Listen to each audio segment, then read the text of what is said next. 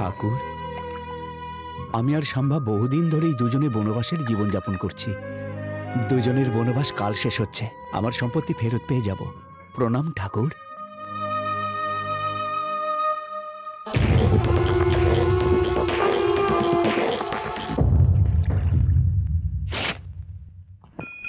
গণেশ, ভালো থাকিস।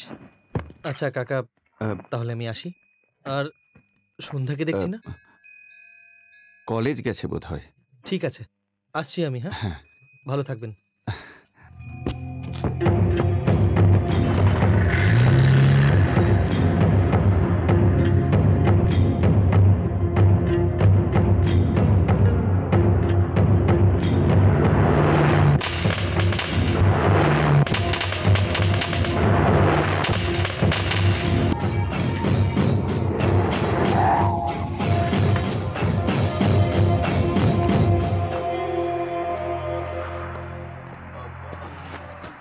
সত্য সত্য সত্য, মনে হচ্ছে এরা বেঁচে আছে।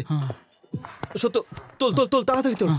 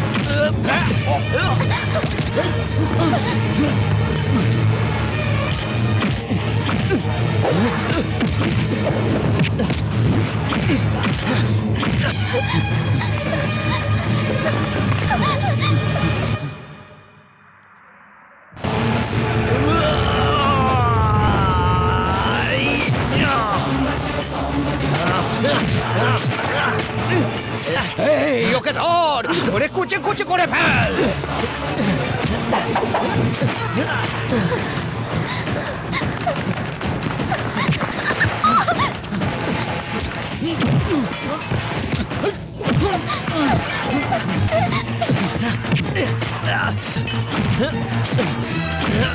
মার মার, মেরে ফেল ওকে, ছাড়বি না, পালাতে না পারে। মামা, মামা বিপদ হয়েছে।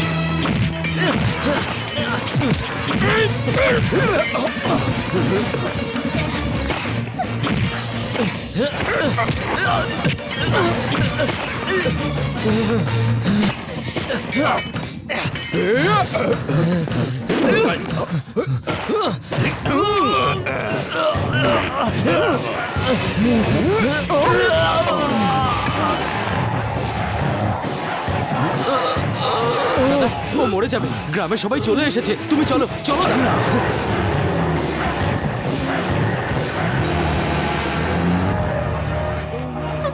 সাম্বা সাম্বা সাম্বা সাম্বা,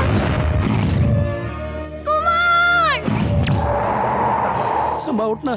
আরে কেউ একটু জল নিয়ে না। যদি এই অবস্থা ওরা আমার করতো, তাহলে বলো তো সেই সময় আমি কি করতাম? আমার জীবন মৃত্যু নিয়ে টানাটানি। তুমি তো ডাক্তার হতে চলেছো, বলো তো তখন তুমি কি করবে? ওই সময় মন শক্ত করে কাজ করতে হবে। ওই সময় কেউ জল খেতে দিলেও খাওয়া উচিত নয়। জল খা বাবা। আর এই ব্যাপারে বেশি সতর্ক থাকতে হবে যে যেখান থেকে রক্ত বেরোচ্ছে সেখানে পট্টি বেঁধে দেবে।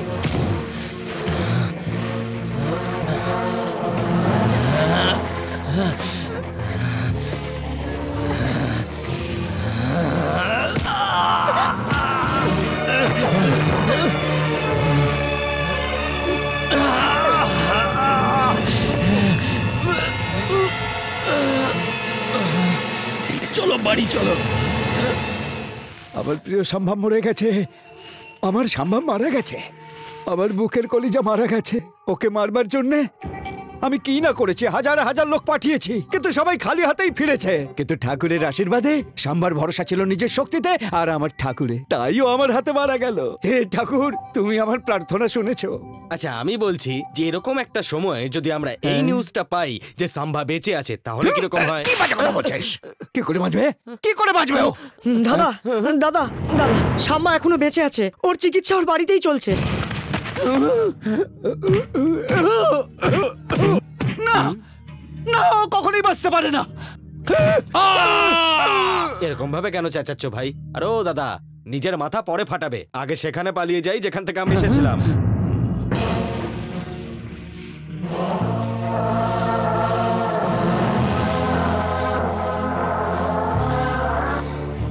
না না, খাও খাও, মুখ খোলো, খাও খাও খাও আর খাও।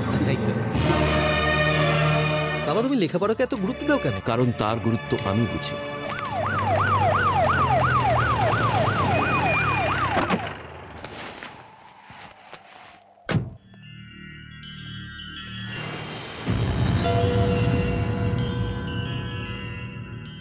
ডাক্তারবাবু, হ্যাঁ একটু এদিকে আসুন। এখন কেমন আছে শাম্বা? এখন তো ভালো আছে, কিন্তু অনেক রক্ত বেরিয়েছে। হসপিটালে শিফট করে দিন।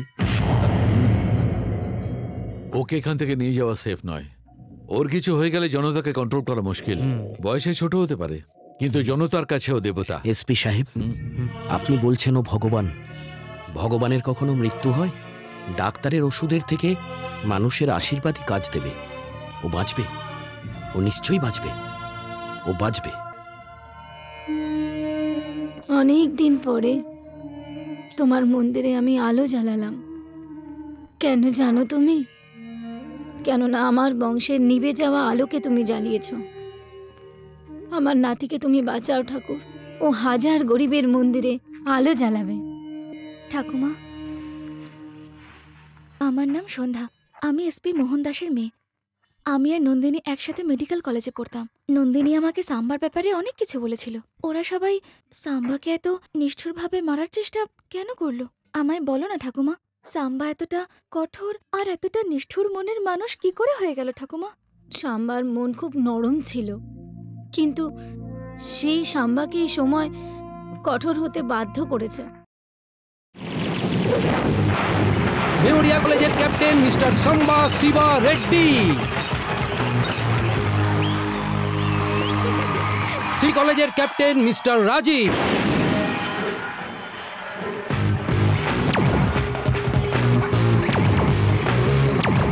দেখেছে রেড ড্রেস পরে রয়েছে, তাকে দেখ।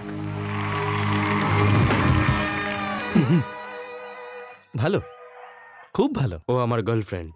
আমি ওকে এই কাপটা জিতবো, কথা দিয়েছি। এই ম্যাচটা হেরে যা, সেফ থাকবি তুই। এই আমিও আমার স্বর্গীয় দাদুকে একটা প্রমিস করেছি যে জীবনে কোনোদিনও হার মানব না। আর সাম্মা এখনো সেই কথাটা রেখেছে। হয় হারার জন্য তৈরি হ, তা না হলে পেছন দিক দিয়ে কেটে পড়।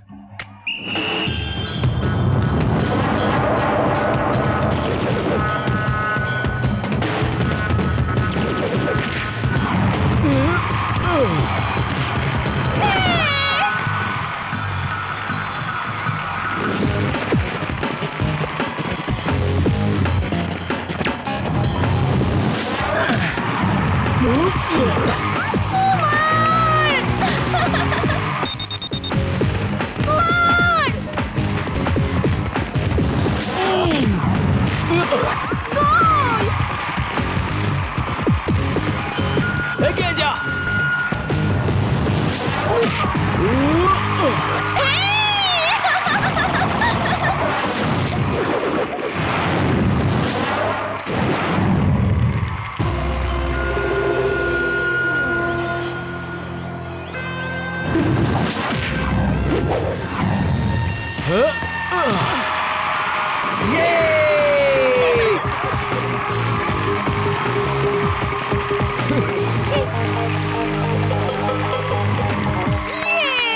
এসপি সাহেব, এই আমাদের কলেজের হিরো।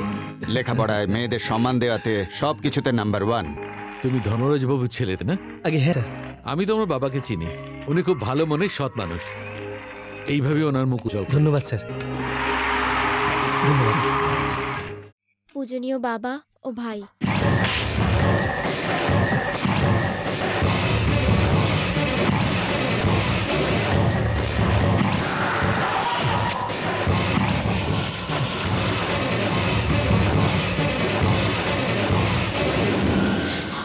এখানে যাই হোক না কেন, সেটা নিজের মধ্যে গোপন রাখ, কেউ যেন জানতে না পারে।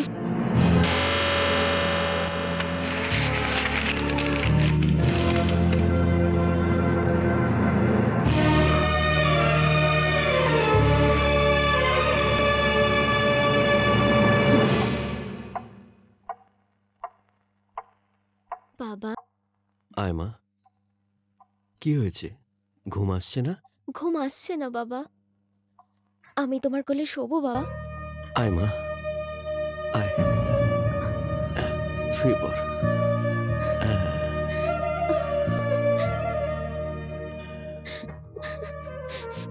তুই একটু আরাম করে ঘুমো, আমি একটু বাইরে থেকে আসছি।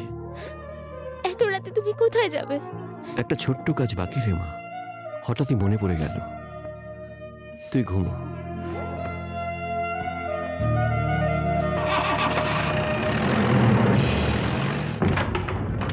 দাদা, আপনি হঠাৎ অসময়ে যে চলে এলেন? হঠাৎ আর অকারণে আমি কারুর বাড়িতে পা রাখি না। আমি আমার মেয়ের ব্যাপারে কথা বলতে চাই। মানে জানকী সবকিছু বলে দিয়েছে? আমার মেয়ের সেই স্বভাব নেই যে শ্বশুরবাড়ির কথা বাপের বাড়িতে বলবে।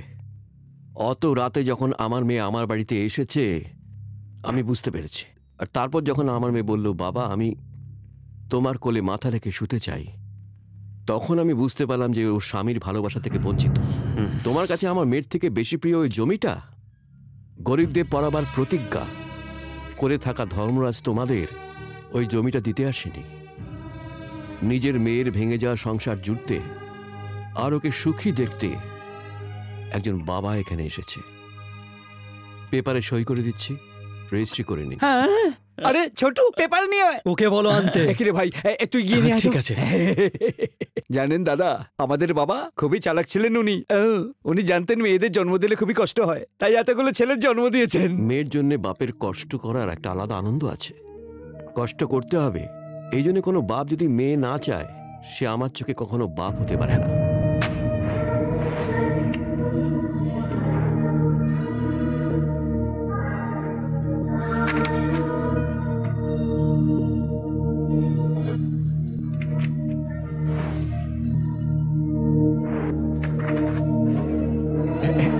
আরে আমাকে নয়, আপনার জামাইকে দিয়ে দিন। আরে নে না, শ্বশুর মশাই দিচ্ছেন না। এই নাও, কন্যাদান করেছিলাম একদিন এই হাত দিয়ে আমার মেয়েকে, সেই বাবার চোখে আর জলে ভরিয়ে দিলে তোমরা। এবার আসি। নমস্কার।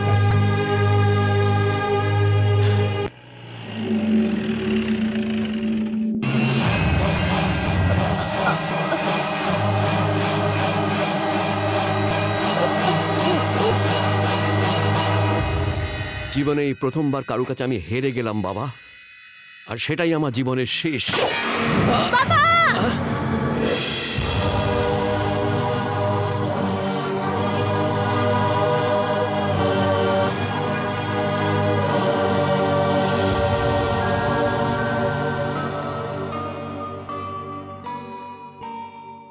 কাকাবাবু, জানকী আমার নিজের বোন ছিল না, কিন্তু বোনের মতো ছিল। একে জন্ম জানকী দিয়েছে, কিন্তু আমি মানুষ করেছি। এই জন্য একে আমি নিয়ে যেতে চাই। নিয়ে যা মা, ওই নরকে থাকার চেয়ে তো তোর কাছে তুলসী পাতার মতন পবিত্র থাকবে। জানো কি কেন মরল এটা জানার পরও আমি চুপ করে কেন বসে আছি জানিস? যদি সম্বা সবকিছু জানতে পারে তাহলে কত মানুষের প্রাণ যাবে সেটা ভেবেই আমি ভয় পাচ্ছি। নিজের স্বামীকে বলিস যে মানুষ হয়ে থাকতে। আসুন আসুন, এদিকে আসুন। এনার নাম হচ্ছে বাবু শেঠ, অমৃতসর থেকে পাথর কিনতে এসেছেন। এর আগে উনি বালি, পাথরের গুঁড়ো, খারাপ পাথর সবই কিনেছেন। নমস্কার। নমস্কার। আর ইনি হলেন আমাদের পশুপতি বাবু। পশুপতি মানে অ্যানিমেলদের গুরু। কি বাজে কথা বলছিস? মানে পশুপতি, ইংলিশে বলছিলাম তো। আচ্ছা, এই নিন আপনার 25 লাখ অ্যাডভান্স। হ্যাঁ এই নে। উনি যা বলছেন সব টাকাটাই আছে তো? এখন 25 লাখ টাকা দিচ্ছে যখন, রাখুন না। ঠিক আছে মালিক। এরপর যখন আসবেন আপনি পুরো টাকা দিয়ে আপনার সব জিনিস নিয়ে চলে যাবেন। নমস্কার। বাহ, ইনি তো খুব ভালো লোক। আর আমরা খারাপ নাকি? চোরদি, দেখো তো এই কাগজটা কি?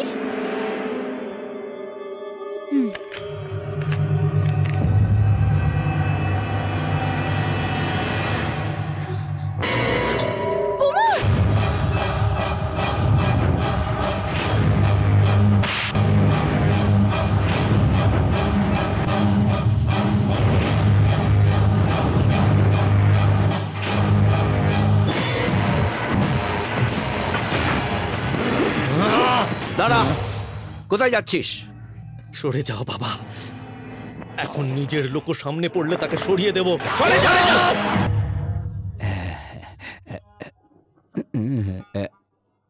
মুখটা ওইদিকে ঘুরিয়ে রেখেছো কেন? এদিকে মন দাও।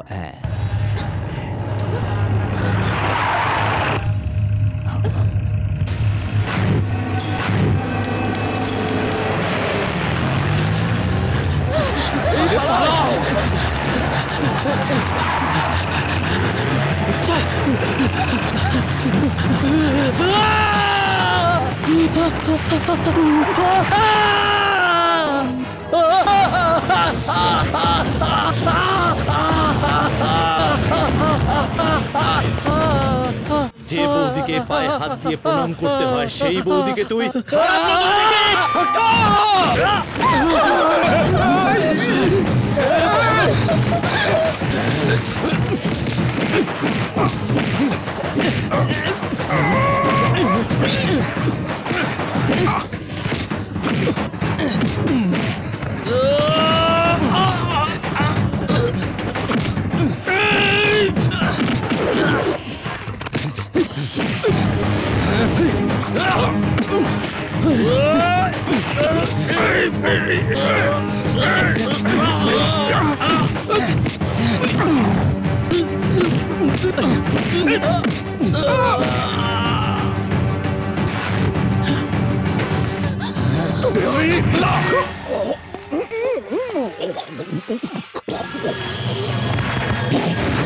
আরে ও তো তোমার দিকেই এগিয়ে আসছে, পালাও এবার।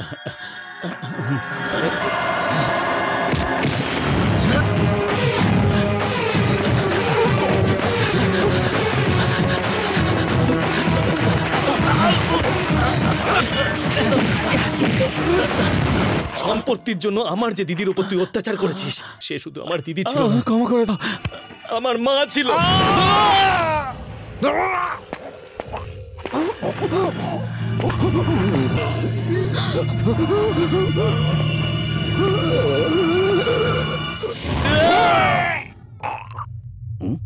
এই, তোর স্ত্রীকে দেখে আমার মায়ের কথা আমার মনে পড়ে, তাই তোকে প্রাণে না মেরে ছেড়ে দিচ্ছি। আর যদি জীবনে কোনোদিন এই জমির দিকে চোখ তুলে তাকিয়েছিস তাহলে তোর চোখ আর তোর পা দুটো কেটে টুকরো টুকরো করে দেবো, বুঝলি? নিজের স্বভাবটা বদলা, তবে প্রাণে বেঁচে থাকবি। আমি চেয়েছিলাম যে আমার ছেলে রামের মতন বাঁচুক, রাবণের মতন রাক্ষস হয়ে নয়। রামচন্দ্রকেও যুদ্ধ করার পর লোকেরা ভগবানের আসনে বসিয়েছে। রামচন্দ্র সীতার জন্য যুদ্ধ করেছিলেন, আর আমি তোমার কথা রাখতে যুদ্ধ করব। শুধু স্বপ্ন দেখলেই কিচ্ছু হয় না, স্বপ্ন সফল করতে গিয়ে যদি হাতে অস্ত্র তুলতে হয় তাহলে অস্ত্রও তুলতে হবে, আর আজ আমি অস্ত্র তুলব।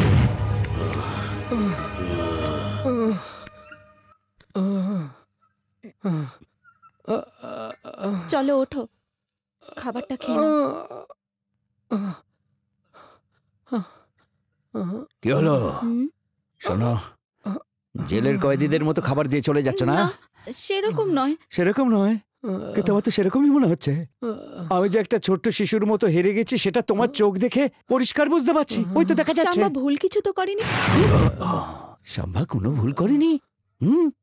বলো বলো, আবার বলো। তোমারই চোখের সামনে আমার দুই ভাইকে মেরে ফেলো, ওর হয়ে সাফাই গাইছো। দেখে কে, ওর তো কাঁদার কথা ছিল, কিনা ওর ওই কথা বলছে। প্রাণে মেরে ফেলবো তোকে আমি, ছাড়বো না আমি তোকে। দেখ দেখ দেখ আমার চোখের দিকে। হ্যাঁ, আমি কি ভীতু ভীতু মনে হচ্ছে আমাকে? তখন বারবার জিজ্ঞেস করছে কেন? কি বলি তুই? তেমন কিছু না, আমি বলছিলাম যে ওখানে মার খেয়ে আসার পর এখানে নিজের বউকে মেরে ভয় দূর করছে কি, তাই না? এই, তোর চোখে হয়তো আমি ভীতু, কিন্তু একটা কথা শোন, যখন আমার সময় আসবে ভীতু নই সেটা প্রমাণ দিয়ে ছাড়বো। আর সেই সময় কবে আসবে তার অপেক্ষায় থাকলাম।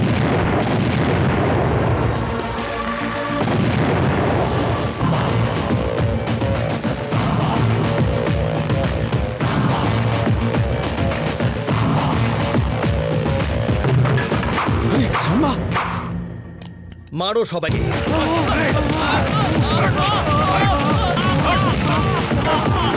এই, বিদ্যালয়ের মানে হলো দেবালয়। এখানে বাচ্চারা পড়তে আসে আর তোরা এখানে তাস খেলছিস, তবে রে।